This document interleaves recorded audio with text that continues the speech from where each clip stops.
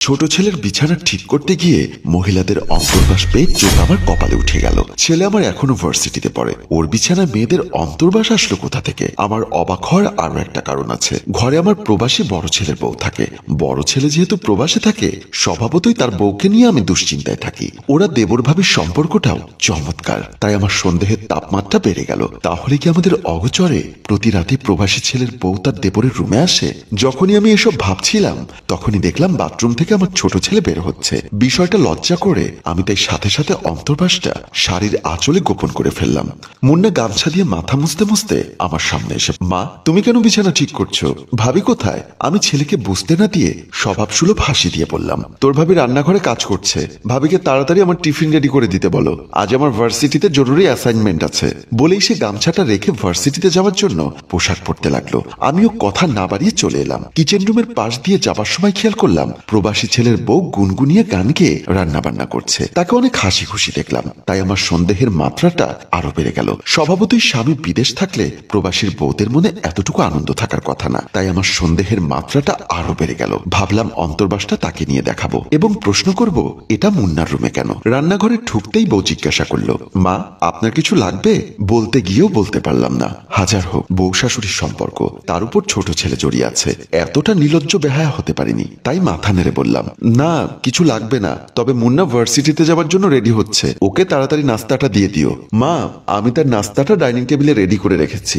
আচ্ছা ঠিক আছে বলে শাশুড়ির ভেতর থেকে লুকিয়ে রাখা অন্তর্বাসটা এক হাতে চেপে ধরে নিজের রুমের দিকে চলে আসলাম। রুমে এসে দেখতে পেলাম আমার স্বামী কোথাও যাওয়ার জন্য রেডি হচ্ছে। আমাকে দেখে বলল, আমি একটু জরুরি কাজে বের হচ্ছি, ফিরতে ফিরতে রাত হতে পারে। আমার একটা জরুরি কথা ছিল। কি কথা বলো?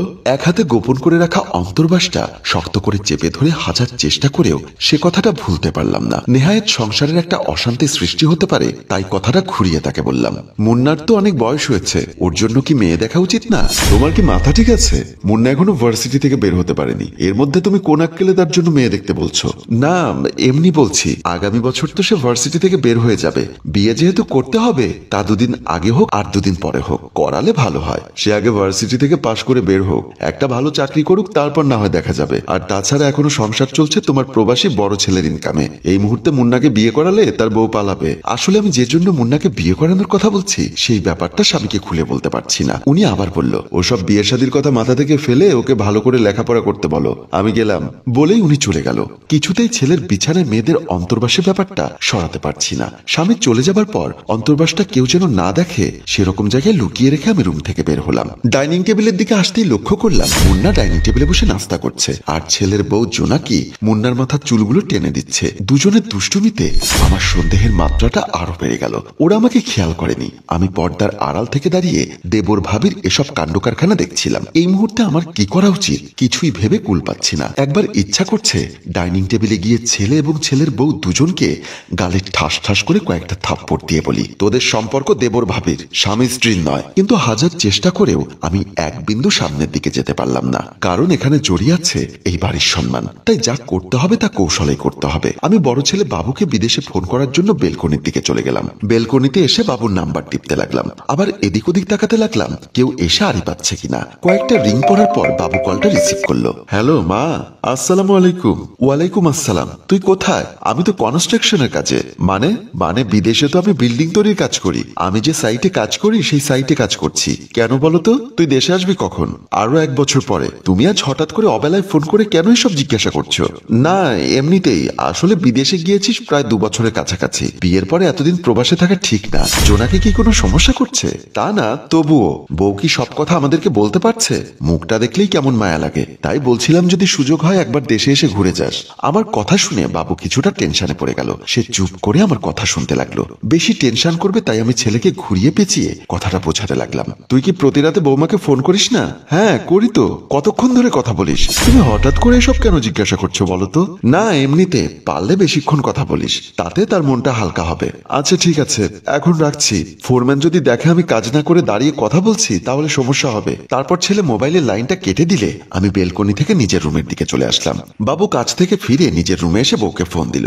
বৌমা তখন ঘুমানোর জন্য নিজের রুমের বিছানাপত্র ঠিক করছিল। এমন সময় স্বামীর কল দেখে কলটা রিসিভ করেই সালাম দিলেন। আসসালামু আলাইকুম।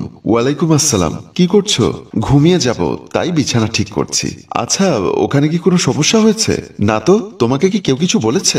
না, মা ফোন করেছিল, দেশে যেতে বললো, তাই বলছিলাম। হয়তোবা তোমার জন্য মন কাঁদছে, তাই হতেও পারে। আচ্ছা, পরে কথা বলবো, মাত্র সাইট থেকে কাজ শেষ করে আসলাম। ভালো থেকো। আসসালামু আলাইকুম। ওয়ালাইকুম আসসালাম। তারপর ওরা মোবাইলে লাইন কেটে দিয়ে বৌমা আবার বিছানা ঠিক করতে লাগলো। রাতে আমি আর বাবুর বাবা শুয়েছিলাম। বাবুর বাবা নাক ডেকে ঘুমলেও কিছুতেই আমার ঘুম আসছে না। ঘুরে ফিরে মনে পড়ছে ছেলের রুমে পাওয়া সেই অন্তর্বাসের কথা। এত সচেতন আমি চারিদিকে চোখ কান খোলা রেখে চলি, কিন্তু কিভাবে আমার চোখকে ফাঁকি দিয়ে ছোট ছেলের সাথে আমার বড় ছেলের বউয়েরই এই অবৈধ সম্পর্ক গড়ে তুললো, সেটা আমার বোধগম্য হচ্ছে না। এই মুহূর্তে কথাটা কাউকে বলতেও পারছি না। না পারছি নিজের স্বামীকে বলতে, না পারছি ছেলের বউকে সাবধান করতে, না পারছি ছেলেকে শাসন করতে। আবার নীরবে সহ্য করাও আমার পক্ষে সম্ভব না। এমন পরিস্থিতির মুখোমুখি জীবনে কখনো হয়নি। শুয়ে আছি ঠিক, কিন্তু কিছুতেই ঘুম আসছে না। এপাশ ওপাশ করছি। হঠাৎ বাবুর বাবার ঘুম ভেঙে গেল। বিরক্ত হয়ে বলল, কি ব্যাপার, এত রাত হলো, না ঘুমিয়ে এভাবে মুচড়ামুচড়ি করছো কেন?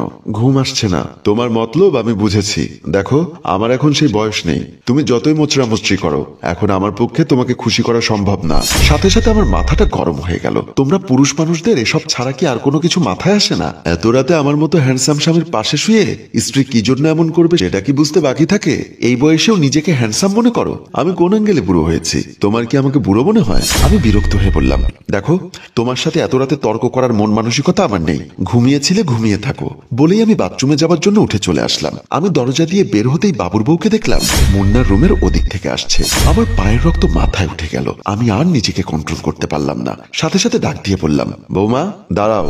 আমার ডাক শুনে জোনাকি যেন আকাশ থেকে পড়লো, চমকে উঠে থমকে দাঁড়ালো। আমি ওর কাছে গিয়ে জিজ্ঞাসা করলাম, এত রাতে কোথায় গিয়েছিলে? সে কাঁপা কাঁপা গলায় বলল, এত রাতে কোথায় যাবো, আমি তো বাথরুমে গিয়েছিলাম। মিথ্যা কথা বলার জায়গা পাও না। আমি যদি বলি তুমি মুন্নার রুম থেকে আসছো, এত রাতে আমি কেন মুন্নার রুম থেকে আসবো? দেখো, আমার কাছে কোনো কিছু গোপন করার চেষ্টা করবে না। তোমার সাথে যে মুন্নার একটা অবৈধ সম্পর্ক তৈরি হয়েছে, সেটা কিন্তু আমি বুঝে গেছি। ছি মা, ছি। আপনি না মা, এমন একটা পাপের কথা বলতে আপনার একবারও জিহ্বা কেঁপে উঠলো না? তুমি আমার বড় ছেলেকে প্রবাসে রেখে ছোট ছেলের সাথে অনৈতিক সম্পর্ক করবে, আর সেটা আমি বললেই দোষের হয়ে যায়? প্লিজ মা, আপনার পায়ে পড়ি, না জেনে না শুনে আমার নামে মিথ্যা অপবাদ দেবেন না। উপরে আল্লাহ সাক্ষী, আমি এখন বাথরুম থেকে আসছি। তোমার সাথে যদি মুন্নার কোনো অবৈধ সম্পর্ক নাই থাকবে, তাহলে তোমার অন্তর্বাস কেন মুন্নার রুমে? আমার মুখে ওর অন্তর্বাসের কথা শুনে সে কিছুটা অবাক হলো। কি, এবার ধরা পড়ে গেলে তো? মা, আমি তো ওটাই খুঁজছি, কিন্তু ওটা আপনি মুন্নার রুমে পেলেন কিভাবে? তখন আমি একটা তাচ্ছিল্যের হাসি দিয়ে বললাম, সারা রাত ওর রুমে টাইম পাস করে ভোরবেলায় আসার সময় হয়তোবা ভুলে ফেলে এসেছো। না মা, আমি আসল কথাটা এবার আপনাকে বলি। সেদিন আমি ছাদে আমার কাপড় আনতে গিয়ে দেখি মুন্নার প্যান্ট শার্ট ছাদে শুকাতে দিয়েছে। আমি আমার কাপড় নেবার পর দেখলাম ওর কাপড়গুলো শুকিয়ে গেছে। বাতাসে শুকনো কাপড় ছাদ থেকে উড়ে চলে যাবে ভেবে আমি ওর কাপড়গুলো সাথে করে নিয়ে আসি। রুমে এসে দেখি মুন্না শুয়ে আছে। আমি তার বিছানার কাছে গিয়ে বললাম, এমন অবেলায় শুয়ে আছো কেন? তোমার কি শরীর খারাপ? না ভাবি, দুপুরে খাবার পর যে শুয়েছিলাম আর খবর নেই। তুমি এমন সময় আমার রুমে কেন? সাধে আসিনি, ছাদ থেকে তোমার কাপড় এনেছি, এগুলো দিতে এসেছি। এসেছো যখন কাপড়গুলো ভাঁজ করে রেখে যাও। বলেই সে ফ্রেশ হবার জন্য বাথরুমের দিকে চলে গেল। আমি তখন আমার কাপড়গুলো সহ তার খাটের উপর রেখে ওর প্যান্ট শার্ট গুলো ভাঁজ করতে লাগলাম। হয়তোবা তখন তাড়াহুড়ো করে ওর প্যান্ট শার্ট ভাঁজ করে রুম থেকে বের হতে গিয়ে এত ছোট জিনিস ভুলে ফেলে এসেছি, সেটা আমি খেয়াল করিনি। এতক্ষণে আমার ঘুম ভাঙলো। আমি চুপ হয়ে গেলাম।